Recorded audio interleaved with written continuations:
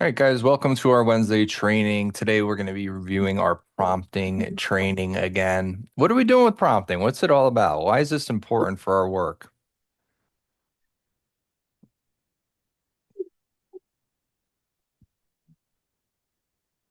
What are we This doing is here? signal this is signaling to the clients the behavior that we're looking for, Yeah, or perhaps not.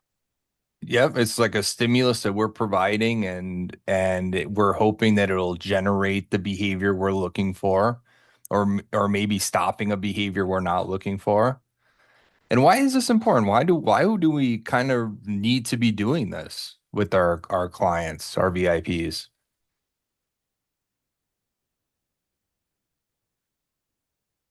Like thinking about like reinforcement. Why do we need this? Why do we need to be like knowledgeable about prompting?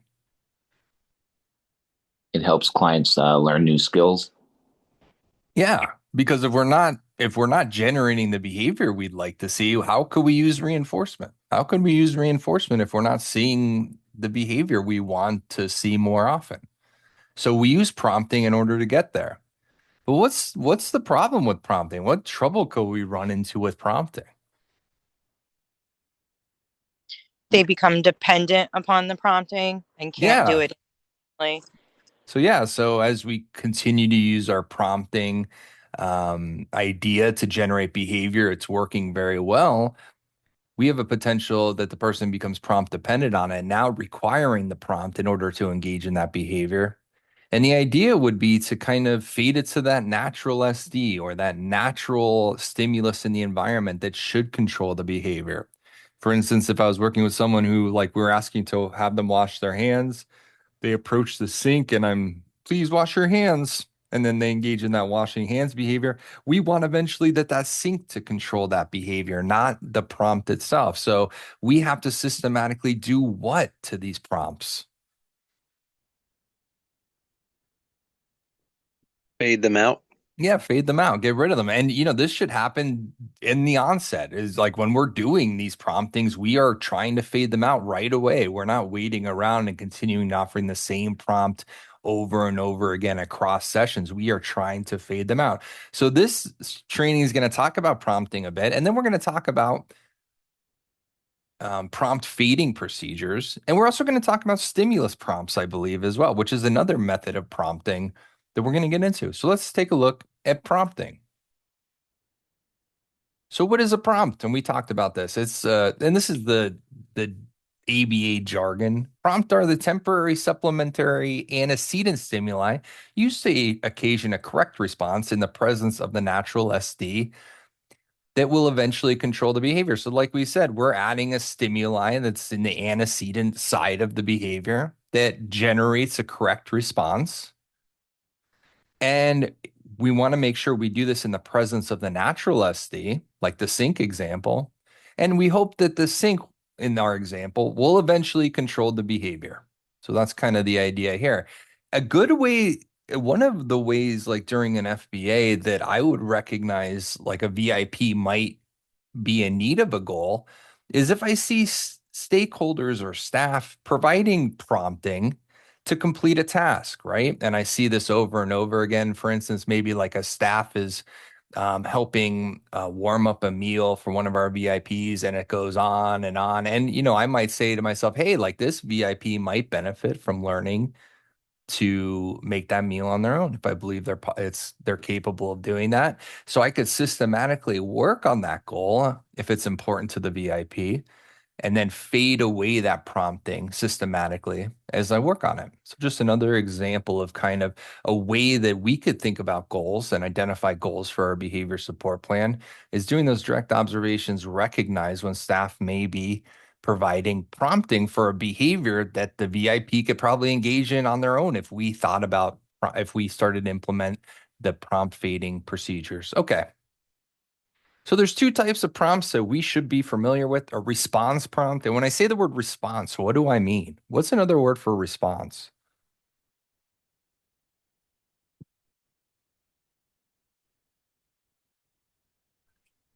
A behavior. A behavior, it's just a single instance of behavior. So when you see the word response, you're thinking of behavior, I hope. So response prompts is we are engaged in a behavior that will generate a behavior from our VIP. There's three main forms of response prompts. We're going to talk about these: verbal instruction, modeling, and physical guidance. And there's also stimulus prompts. And so stimulus prompts operate directly on the antecedent task stimuli to cue a correct response in conjunction with the critical SD. So that's a lot of jargon too. And what we mean here is we're going to add something to the environment that hopefully will evoke the behavior we'd want to see. And that, just like response prompts, we're going to fade our behavioral prompts. We're going to fade our stimulus prompts too. What could be an example of a stimulus prompt? Does anyone know? What about like a sign? Maybe that's posted up, even something that could just signal that somebody needs to do something. Yeah, I mean, that could be one, as long as it's like a temporary thing, you know? As long as it's Right. something that's like temporary and not going to remain, that could be a stimulus prompt. You know, I think about I always mention is working in the schools when they had like um a presentation in the auditorium, not a presentation, but like a Christmas concert or something like that, and they would put stickers or tape on the ground with the student's name on it or something like that, and then the students were instructed to stand there. And by the time the show starts, they faded that sticker down, and what they did was cut the sticker down over time to be very small until that sticker was gone.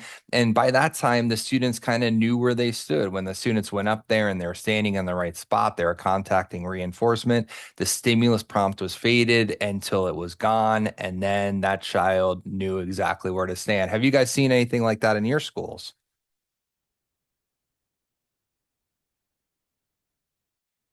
You guys remember that happening when you went to school, maybe?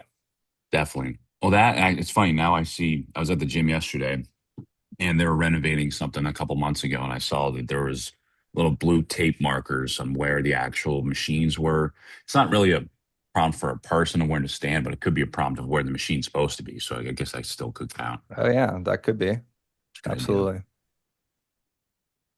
We've used tape like that with helping VIPs. We've used highlighters, making things more visible to the eye to recognize different things. They could be examples of stimulus prompts. And again, remember, we want to feed them the same as response prompts. Reminds me even teaching somebody where the back of the shirt is, or like differentiating between hot and cold water in the Right, sink. yeah. Right. Another one might be like, like a washing machine, like people like tape on like a little piece of paper where like the setting should be for maybe some people that are learning or elderly people that might be a little bit more forgetful. So these are all could be examples of stimulus prompts. So thinking about these two, stimulus prompts are generally easier to fade. So we can try to default to stimulus prompts when possible. And why do you guys think that is? Why do you think stimulus prompts are easier to fade over response prompting?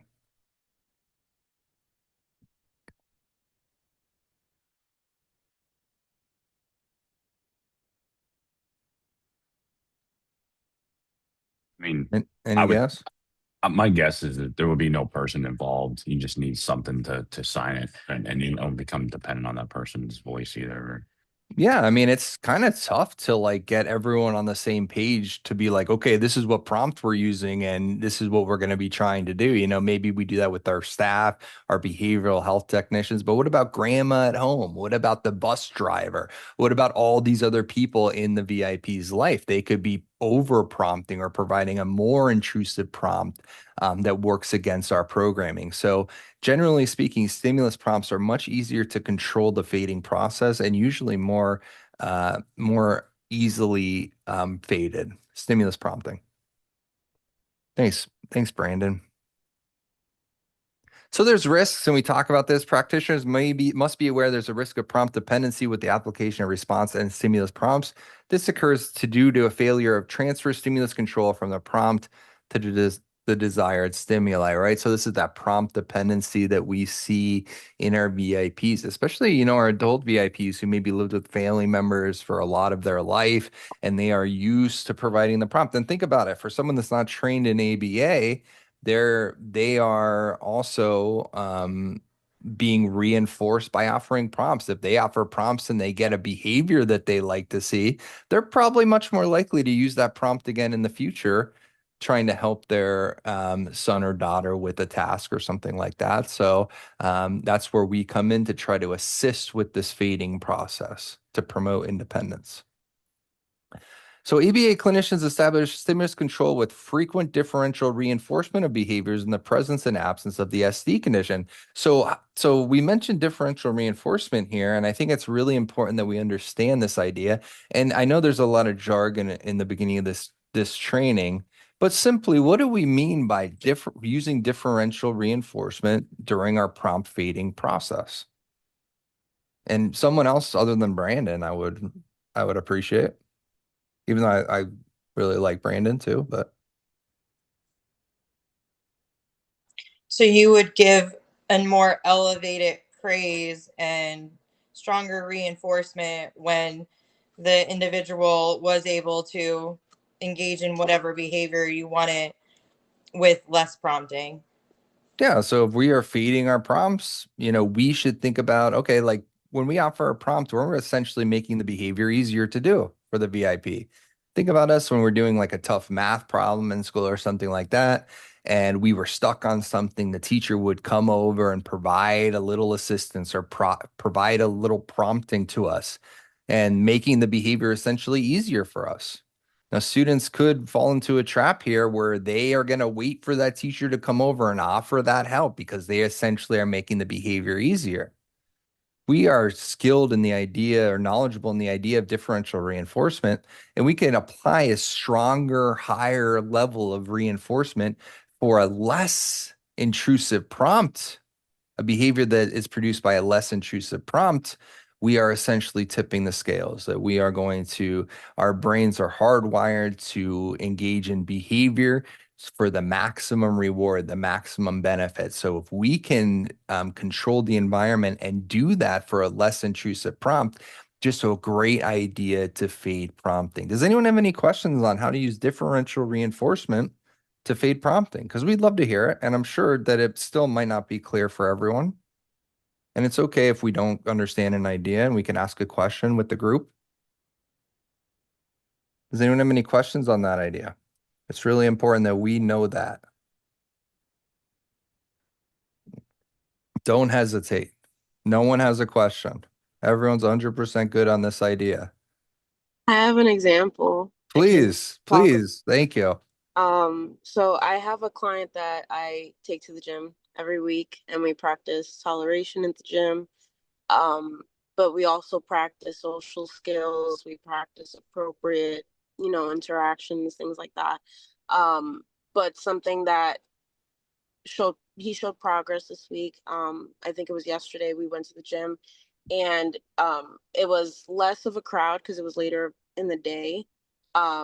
So he had more options to, work on different machines or, try new workouts that maybe he wanted to try, but there were always, people using them. And so yesterday he kind of impressed me because we were there for an hour and he basically chose every machine that he wanted to work on independently. So I have like a workbook that, I give him options throughout the session and tell him like, do you want to work on this one or that one? And then he'll choose. But yesterday he would just point or I'm like, I'm following you. You got it. So we were able to try about like 3 or 4 new workouts on new machines. So that was something that I gave him lots of praise for rather than, when he chooses, I tell him good job, and we just walk over to the new machine, or to the machine that we usually use. But if it's something that he does independently, like man for a break or ask for water on his own, or just walk up to people and socialize instead of me prompting him to, then I'll give him, oh my gosh, like you did such a great job, like give him a high five, talk to his father about it in front of him to show him like this is something positive, this is what we want to continue to see. So that is my example of like differential reinforcement when he does it independently rather than when he's prompted to do certain things. Oh, great example, Carolyn. And thank you for letting us know how you're implementing this idea in your practice. So great job. And does anyone else have any questions or other examples about using differential reinforcement to fade prompting?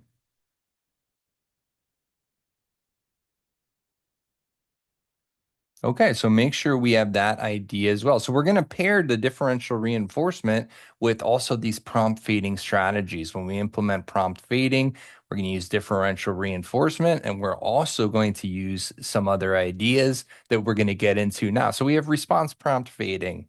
And the first, we're going to talk about most to least first. And the most to least, and you're going to see this pyramid. And many of you guys probably have seen something like this. This is kind of like the most common prompt fading procedure that people kind of run into first. And we have a most to least here. So basically, the most is at the bottom of the pyramid where it's a full physical prompt. And I like these two different pictures here because what the clinician did is they have this prompt fading hierarchy, most to least, and we are trying to teach a behavior to clap hands. So what they did is they looked over to the pyramid on the left, and then they kind of developed some behaviors on the right side of the pyramid that would go along and help any behavior health technician or stakeholder kind of follow along. So if you notice, and what we're going to do with most to least is we're going to start with the most intrusive prompt. And as we generate the behavior, we are going to systematically fade it. So let's look at the example to kind of make it super clear. So we're working with the VIP, and this strategy is useful for people that don't have any experience with the behavior we're trying to teach. They're really brand new to this behavior of clapping hands. They have no idea what it's all about. So the first behavior we want to consider is hand over hand clap. That's what we would do first to teach this VIP how to clap, hand over hand clap. As the VIP starts to contact reinforcement, we're then going to fade our prompt to a lesser intrusive prompt, which is identified as holding learners' wrists and forearms. As we start to generate the behavior using that prompt, we're going to fade to tap elbows, which is the light physical prompt. Then we're going to use a model prompt. We're going to do instructor claps.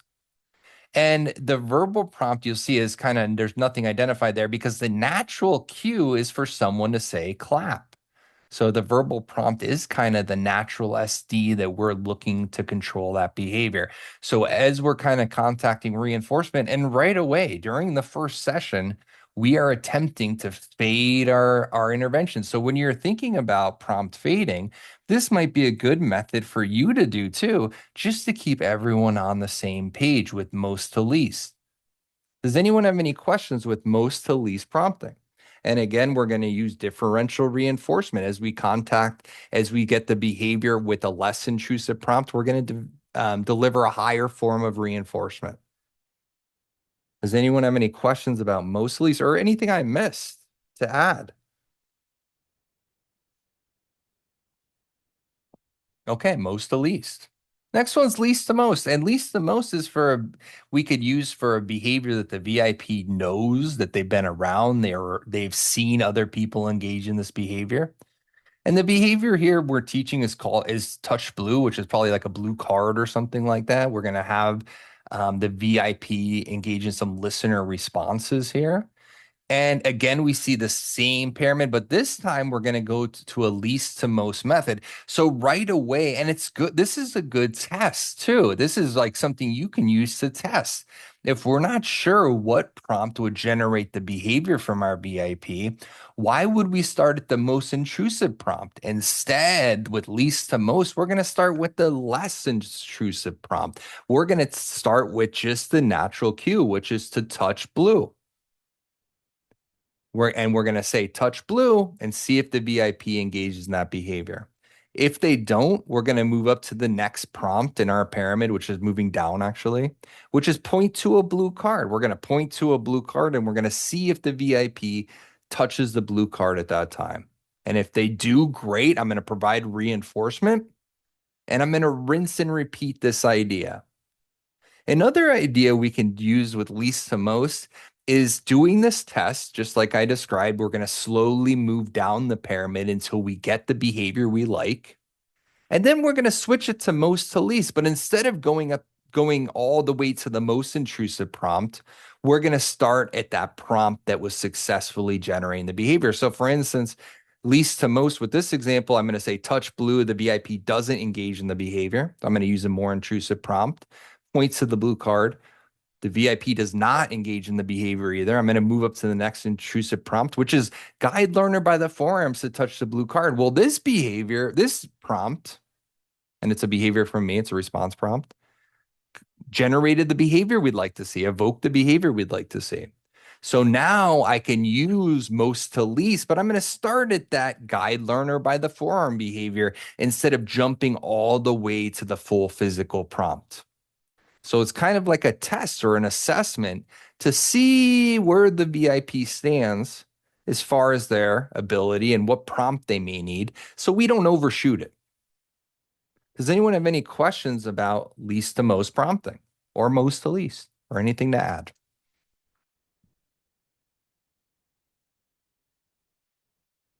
If you guys want to, if you're writing treatment plans or need to come up with ideas for your VIPs, please refer to this training, because these pyramids are in here and they're not going anywhere. And this could be a good visual for you guys to kind of see what's happening, what we're trying to accomplish.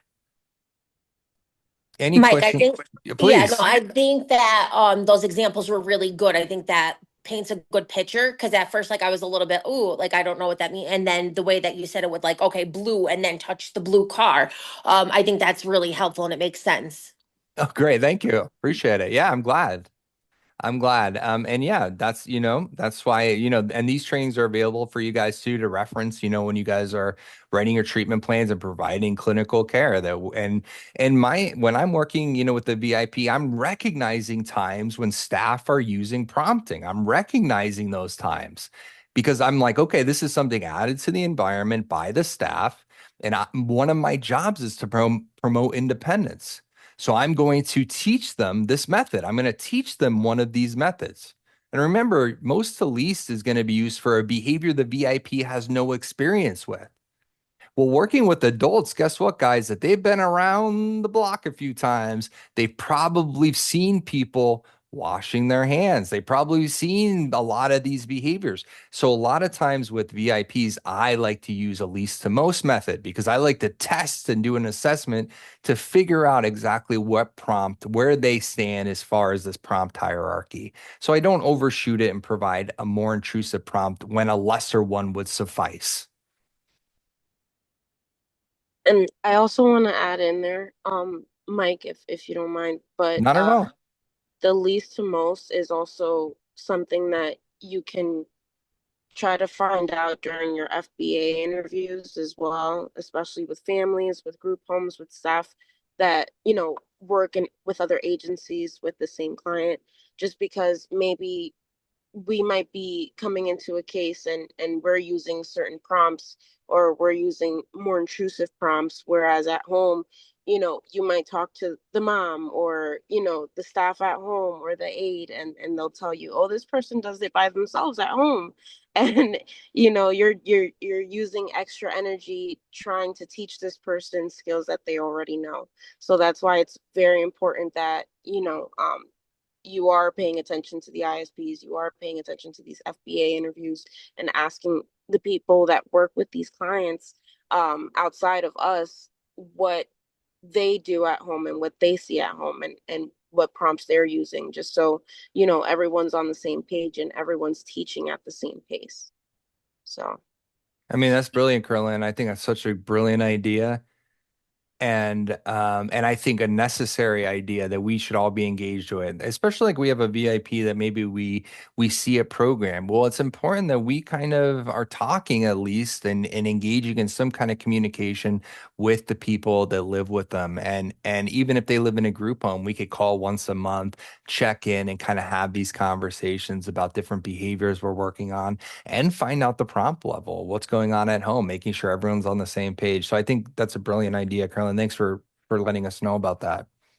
no problem. It just reminded me of that because I've had cases where, I find out later after the fact that this person is already skilled in certain things that I'm just now teaching. So I just want to make sure, you guys are asking those questions and checking in. Like Mike said, you're allowed to do more than one FBA interview. You don't just have to do one And, at the start of the year, while you're creating your behavioral plan, things happen within months.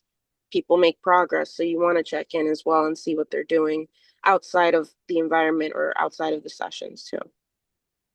Very nice. Yeah, and another example just of how like response prompt fading is more difficult than stimulus. Everyone could be doing different things. So that collaboration and that teamwork, holding meetings, staff meetings, talking about these kind of ideas is very important. And like I mentioned, thinking about like socially significant behaviors. I mean, we want our VIPs to engage in behaviors independently. There's a self-satisfaction component there. There's a better quality of life there when you could complete behaviors on your own by yourself. And that's what we want for our VIPs too. We don't want them reliant on staff for a behavior that they could engage in on their own. So making sure that we are noticing when prompts are happening and fading them as we go. And remember, it's like our VIPs could have been prompted their entire life. It's going to take perseverance and using differential reinforcement and our prompt fading strategies, data collection to get where we need to go. And trying different things. If something's not working, we're going to try different things. All right, least to most. Sparked a lot of discussion, like in least to most. Time delay prompting is another one that we can consider. And I like time delay prompting because it's simpler and I like a simpler strategy. It's a good one. So what we're going to do is the time between the SD and the prompts is increased over time. And it's important with time delay prompt that we have a prompt that is reliably evoking the behavior. So if we have a verbal prompt, and we typically use this for man training a lot, we use a time delay prompt. And what we're going to be doing here is we're going to be offering the natural SD, and we're going to slowly increase the time before we offer a prompt to our VIP. So we can do a systematic approach to this, and we could use our sink example again, and we're going to walk up to the sink. And at first I might offer a prompt after 1 second. Okay, wash your hands. The VIP washes their hands. Every time I say wash their hands, they are engaging in that wash hands. So as they start to contact reinforcement 2 times or something like that, the third time I go in, I'm going to wait 3 to 5 seconds before offering that prompt. So we're at the sink. In my head, I'm counting 1, 2, 3, and I'm waiting for that VIP to engage in that sink washing behavior. And I don't like to be super structured with this. If I think waiting a little bit longer is going to generate an independent response, I am going to do that. I'm going to wait a few more moments because the idea is I want the VIP to engage in washing hands independently, that I don't want to offer any kind of prompting unless I need to. If I wait 3 to 5 seconds and it doesn't appear the VIP is engaged in the hand washing behavior, I'm going to offer that same prompt again where I'm going to say, wash your hands, please. And the VIP is going to engage in that washing hands. As the VIP continues to contact reinforcement at 3 to 5 seconds, I'm going to move it to 5 to 7 seconds, then 7 to 9 seconds. And I'm going to slowly increase the time until I faded this prompt into oblivion, that there's going to be 30, 40 seconds before I offer the prompt. And what this is doing is encouraging independence, and it's causing us to bite our tongue. We are so likely to offer a prompt, but when we're using this time delay, because guys realize we are reinforced to offer prompts to our VIPs, right? We are likely, because if it generates the behavior we like, a lot of times we contact reinforcement by offering prompting. So we really need to keep this in our minds that we are going to be feeding prompts over time. And this one is a great one because we just pick one prompt and then we fade it with the time delay. We slowly increase the time before we offer that prompt. Does anyone have any questions or anything to add about time delay or time you used it successfully?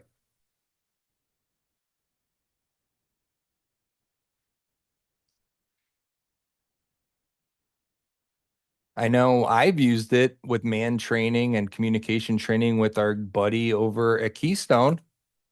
And we were using flashcards with him, teaching him to tact and manned and doing transfer trials.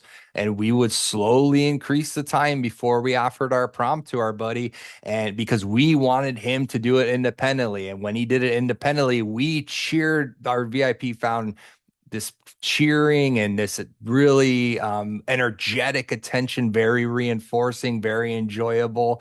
So we would save that level of reinforcement for these independent responses our VIP engaged in. And his communication increased drastically, which was a great success story for this VIP. So using time delay, and we were using verbal prompting, because that verbal prompt was very effective to evoke the behavior that we'd like to see. And that's the only prompt we use, right, Brandon? We didn't change the prompt ever. That was the prompt we tried to use for that Right. particular behavior. And thankfully, like I remember you made a comment too one time. Like ABA is very effective on him in terms of the praise. Like he just loves people clapping for him. Like, I mean, the minute I just start doing like this and he just explodes into a whole bunch of just, I don't know, excitement. It really seems to be rewarding for him. So it's a good time. Yeah. And we started to see more and more communication as time went on. And we knew what we were doing was effective and working. For sure. Absolutely. Yeah. So That's a time fun delay. one. I like the time delay. I mean, I just think it's less to think about, easier to implement. Time delay prompting. The last prompt fading strategy we're going to look at is graduated guidance. And I like graduated guidance as well. I think you guys just learned about this recently in school, some of you. And graduated guidance is a prompting technique in which physical guidance is provided only when needed and faded as immediately as possible. So we're going to provide physical guidance as needed, but immediately fade assistance per behavior. So we're going to begin, just like we should with any behavior, shadowing the learner closely. We're going to provide that assessment. And we're going to try to prompt from behind if possible, because that's just another idea of how we can start to fade ourselves out of the equation. We're going to increase distance by gradually changing location or physical prompt, then proximity of prompter. And we call that spatial fading. So the idea here is that we're physically going to be moving away from the VIP as they gain independence. And if we see our VIP struggling with any steps of the task, we're going to swoop right in and we're going to offer our prompting to encourage we're going to encourage the behavior without making a mistake. As our VIP starts to engage in the behavior successfully, we're going to fade away again. We're going to start increasing the distance and fading away. And if our VIP starts to struggle again, we're going to swoop in and help them with that certain task that they might be struggling with. So it's good to use for behavioral chains or behaviors, a few behaviors generating an ultimate reinforcer, like brushing our teeth. There's a lot of behaviors that go into brushing teeth, which is getting out the toothbrush, getting out the toothpaste, putting toothpaste on the toothbrush, putting it under the sink, brushing your teeth properly, rinsing it off. There's a lot of behaviors that go into brushing teeth. So the idea would be I'm watching my VIP engage in brushing teeth. They might have struggling with the step of putting toothpaste on their toothbrush. So I'm going to swoop in and help them with that task. And after I do that, and they start to show me they're back on track, I'm going to fade myself away again. I'm going to keep an eye on them for the moment to see if they struggle with any future tasks, because I'm going to swoop back in and provide that physical assistance. It allows some more flexibility and not so rigid as the other prompt fading strategies, because we kind of are using our own judgment and we're kind of seeing what the VIP is doing in the moment rather than thinking about a pyramid or the time between the prompt and the antecedent. So it allows some more flexibility as far as our work. And I like this strategy too, guys. I like this one as well. And when you feel the learners responding on their own or independently, we're going to reduce prompting in that moment. So I like that about this too, that we're going to, as the VIP starts to be successful, I'm going to fade away. I'm going to step back. I'm going to start increasing, using that spatial fading and increase distance. And carefully attend to the child or adult's movement to learn when more intrusive prompts may be needed, because we don't want our VIPs to continue to make mistakes or chain in mistakes in our behavior chain. So that's graduated guidance. Does anyone have any questions about it?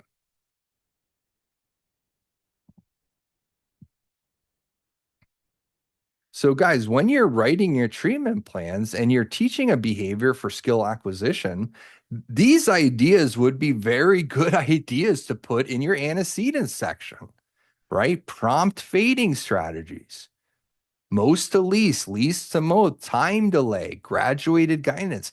I personally would love to see these in your behavior support plan when you guys are teaching skill acquisition behaviors. What prompt fading strategy are you using? What idea here are we going to use? Which one of these 4 are we going to be implementing with this particular behavior? And remember, most to least is for those behaviors that the VIP isn't really accustomed to, never really seen before, which maybe not many for our adult VIPs. Least to most has the ability to provide the least intrusive prompt. So we're kind of always starting there and moving down as our VIPs not engaged in the behavior. We have that time delay prompt, and we have that one prompt that's super effective to maintain, to engage, to evoke the behavior. And then graduated guidance for behavioral chains. So which one might be most effective? And if you're still not sure, of course, reach out to a member of leadership or myself, and we'd be happy to have a discussion about it. So now we're going to talk about stimulus prompting. And stimulus prompting, like I mentioned earlier in the training, is easier to fade. There's less variables going into stimulus prompting. There's less people that could provide a more intrusive prompts. And there's a few different types of stimulus prompts. I think we talk about 2 of them in this training, which is a positional prompt, which is we're going to place the correct choice closer to the client. So we're asking the client to pick from an array of items, pick maybe a boat out of a few flashcards on the table, and the VIP is not really selecting the right card.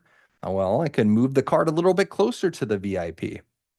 And that could be a positional prompt in order for me to encourage the correct response. And over time, I'm going to move that card back into the array as the VIP starts to contact reinforcement. Another one, kind of everyday use, is I always think about with positional prompts is like that gym bag in the morning, man. You're leaving for work. You want to go to the gym after work, but you keep forgetting your gym bag. So what do you do thinking about a positional prompt? Someone we haven't heard from. Maybe put the gym bag by the door or something. That's right, man. Thank you. You put the gym bag by the door, right? And you remember to bring it. Over time, you could start to fade that prompt and move that gym bag back to the closet or wherever you normally keep it. And you hope that behavior will maintain where you are going to go to the closet then and grab it once you start to contact reinforcement. That's how it works, guys. And then we have a redundancy prompt. 1 or more stimulus or response dimensions, color, size, or shape are paired with the correct choice. So I like this one too, because what we're doing is we are kind of drawing attention to a certain stimuli, a certain part of the stimuli that we want to draw the VIP's attention to. So I like to bring up money here because money is very like cash. Well, even coins, but cash we'll talk about first. And cash, they're all very similar to the untrained eye, right? They're all green. It's all green. It has like an old guy on it. They all look very similar. So what can I do thinking about redundancy prompts to teach someone the different values of cash?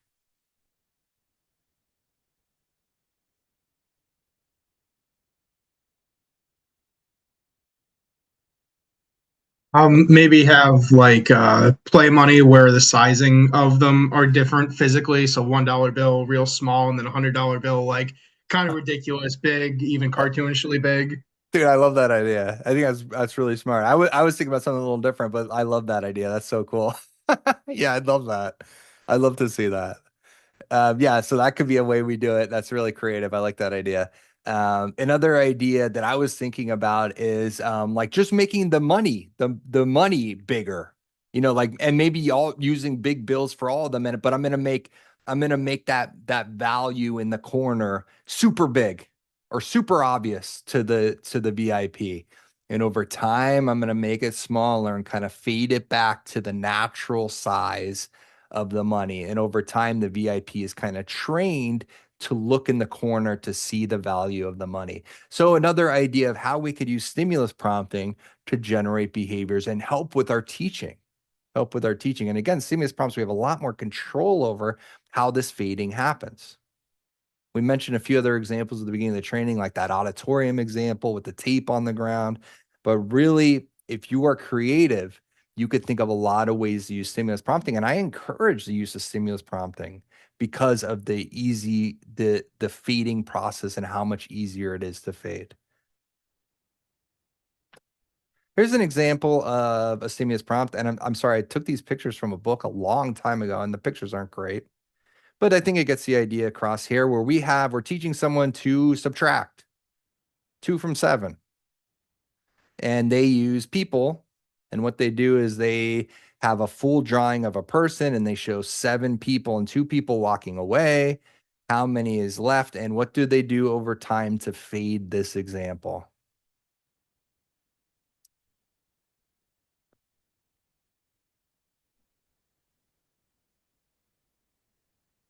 What are they doing?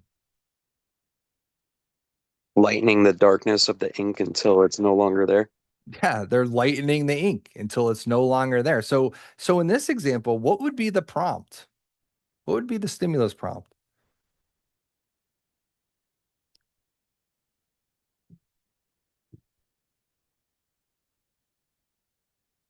The pictures of the people.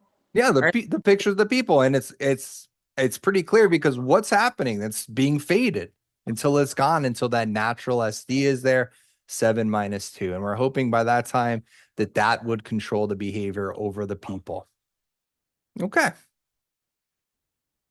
Here's another example, and this is a positional prompt example, and we have a teacher give me banana. They have cards or maybe real bananas in real life. And what is this teacher doing to encourage the correct response? What is the prompt here? They put the bananas closer. Yeah, they're putting the student. bananas closer to the student, right? So hopefully that'll generate a correct response. And how would we think to fade this prompt over time?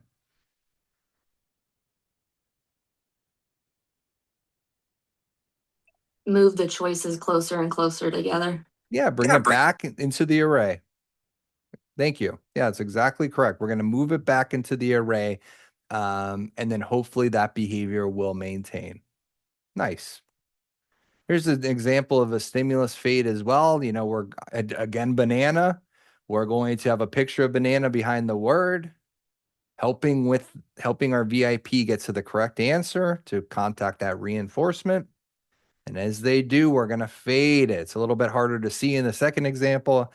And then it is, I mean, I don't know if I could still see it or if it's like a trick, but it's almost caught in that last picture. I don't know if it's still there or what, but we are fading away the picture of the banana as we go. Stimulus fading.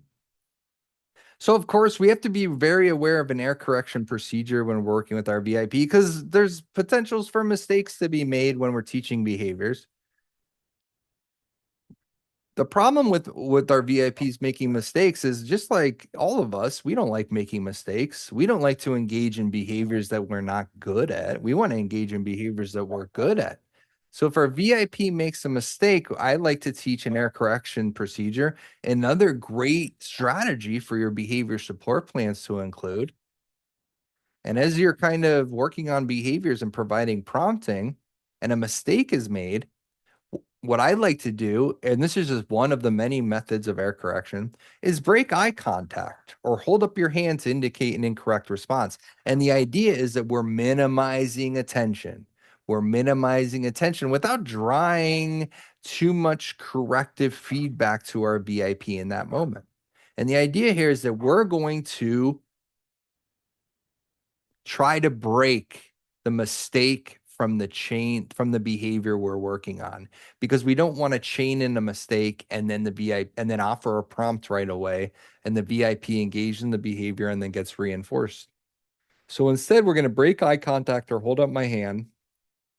And one idea is we can increase the prompt level. So if we're using a verbal prompt and the mistake was made, I can now offer a gestural prompt, maybe.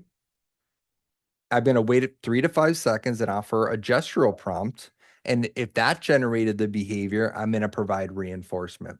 So right away, I'm going to increase the prompt level because I want to make sure that on that second pass, that second time around, I want my VIP to be successful. I don't want them to continue to engage in that incorrect behavior over and over. Because like I said, that's going to make the VIP frustrated, just like it would anyone else if we keep making mistakes over and over again. And then I'm going to be less likely to engage in that behavior in the future because of the mistakes that happened prior. So the idea is a mistake's made, I'm going to wait 3 to 5 seconds. I'm going to increase my level of prompt and then hopefully get the behavior I'd like to see and then provide reinforcement. Does anyone have any corrections? And of course, we need to talk about this more in supervision, error correction.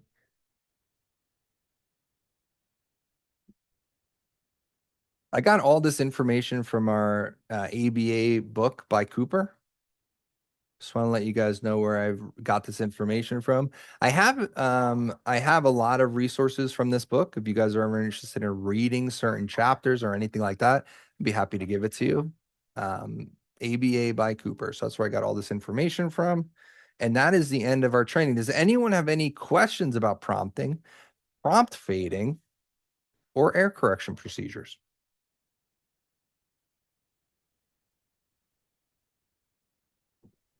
No. Okay. Well, I appreciate your attendance today. I appreciate everyone's participation. Thank you very much. If you guys need anything from me, please don't hesitate to reach out. And I hope you guys have a great rest of your week. Thank you. Thanks. Have a You good one. too. Thanks so Thank much. you. Bye-bye. Have a good week, Thank guys. you. Thanks, guys.